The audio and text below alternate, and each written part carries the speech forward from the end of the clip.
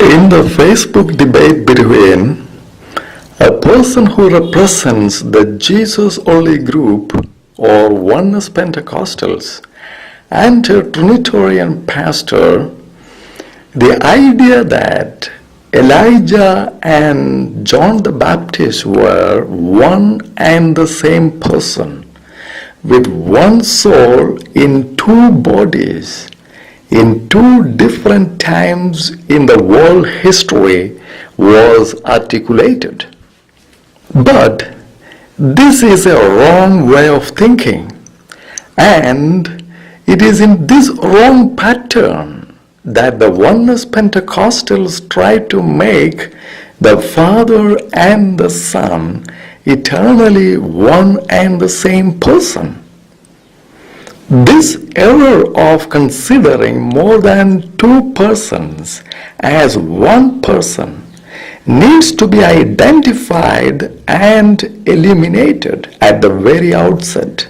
Jesus says in Matthew chapter 11 verses 13 to 15, "For all the prophets and the law prophesied until John, and if you will receive it, this is Elias, which was for to come. He that has ears to hear, let him hear."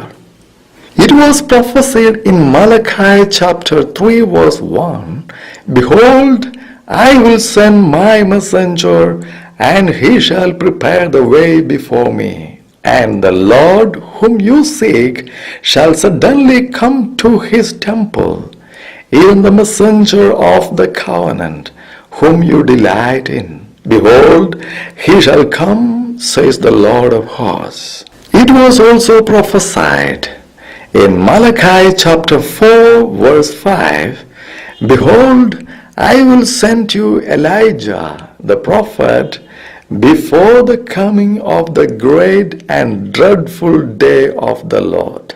Hence, the Jews expected the same Elijah to come before the coming of the Messiah. But they were not very accurate in their expectation. Hence, the Jews were given a perfect view about the meaning of the prophecy through the words of the angel in Luke chapter 1, verses 13 and 17, which say, "But the angel said unto him, Fear not, Zacharias, for thy prayer is heard, and thy wife Elizabeth shall bear thee a son, and thou shalt call his name John.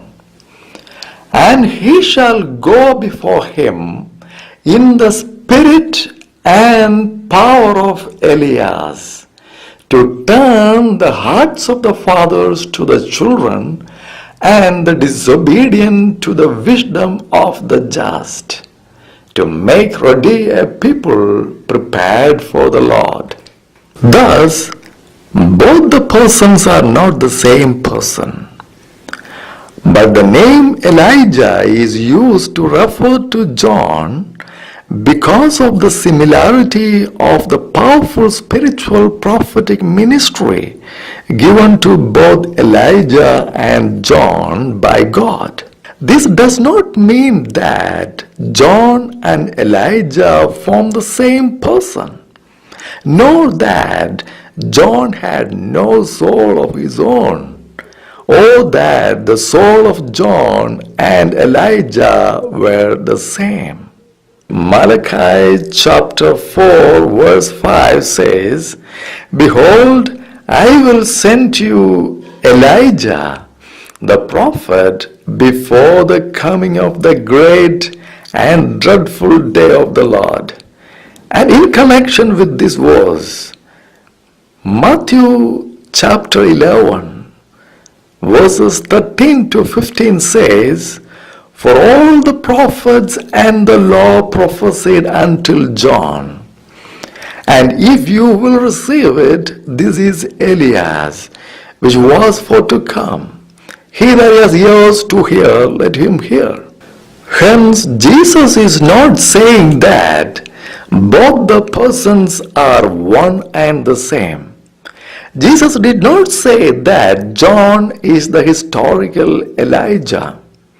Jesus only said that the prophesied Elijah is this John, in the sense that Jesus is referring to the similarity of the spiritual ministry of the two persons. That is, the God-ordained prophetical ministry of John was similar to that of Elijah. Here Jesus is proving that John the Baptist is the Elijah who is to come, in the sense John is doing the ministry in the same spirit and power that was assigned also to Elijah by God.